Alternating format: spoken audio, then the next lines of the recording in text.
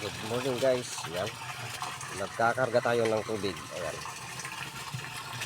At isinabay natin yung nagpakain ng mga alaga natin na pato, itik at ganso. Ayan. Ayan si EJ.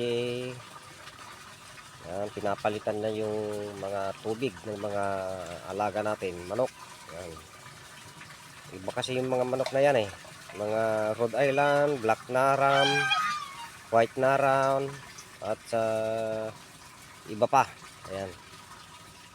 At ayun, naglilinis yung mga bata. Ayan. Ayan guys. Okay, good morning. Good morning. Good morning po sa inyong lahat. Ayan. Hindi natin hindi tayo makapasok doon kasi nandun na si EJ at ayan, malapit na mapuno. At doon tayo magkarga guys. May kakargahan pa tayo doon. Ayan lang. Yan lang po. Good morning.